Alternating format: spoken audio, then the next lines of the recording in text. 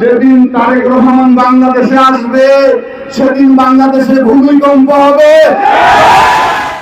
যে ৩০ লক্ষ আমার পিতা সহ মহান মুক্তিযুদ্ধে আত্মহত্যা দিয়েছে তাদের বিজয়ী আত্মার প্রতি, যে ২ লক্ষ মা বোনের ইজ্জত এর বিনিময়ে বাংলাদেশ অর্জিত হয়েছে সেই বীরাঙ্গনা মাদের প্রতি শ্রদ্ধা জানাচ্ছি। ১৯৭১ সালে মুক্তিকামী মানুষ যখন উন্মুখ হয়ে পড়েছিল স্বাধীনতা যুদ্ধে, তখন আমাদের প্রিয় নেতা বিএনপির প্রতিষ্ঠাতা রাখাল রাজা শহীদ রাষ্ট্রপতি জিয়াউর রহমান কর্মরত সামরিক বাহিনীতে থাকার পরেও জীবনের মায়াকে উপেক্ষা করে তার পরিবারের নিরাপত্তাকে আমলে না নিয়ে কালুঘাট বেতার কেন্দ্র থেকে বাঘের গর্জন দিয়ে উঠেছিল আমি মেজর জিয়া বলছি।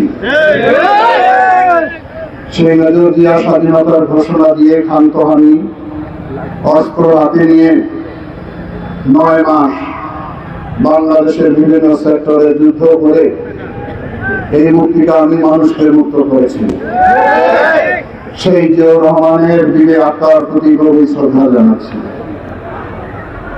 আমাদের প্রিয় নেত্রী দেশনেত্রী বেগম খালেদা জিয়া পাক হানাদার বাহিনী কর্তৃক দীর্ঘদিন আটক করে রাখা হয়েছিল।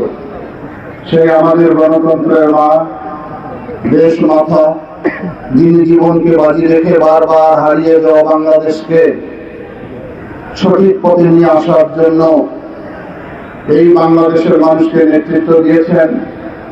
উনি গভীরভাবে অসুস্থ। মহান আল্লাহ তাআলার কাছে আমরা সবাই দোয়ায় শরীক হই, আল্লাহ যেন তাকে রোগ মুক্ত করে আবার স্বাভাবিক জীবনে ফিরে নিয়ে আসে। প্রিয় নেতৃবৃন্দ, এই বাংলাদেশ অর্জন করতে যে পদ্মা, মেঘনা, যমুনা, ধলেশ্বরী লাখো লাখো কিসের পানি রঞ্জিত হলো, টেকনাফ থেকে তেঁতুলিয়া সবুজ শ্যামল প্রান্ত রঞ্জিত হয়ে গেল, সেই বাংলাদেশ বারবার ফেসিবাদের আক্রমণে আক্রান্ত হয়ে যায়। সেই বাংলাদেশকে শহীদ রাষ্ট্রপতি জিয়াউর রহমান ৭৫-এর ৭ই নভেম্বর সিপাহী জনতার বিপ্লবের মধ্য দিয়ে সঠিক জায়গায় বাংলাদেশকে নিয়ে এসেছেন।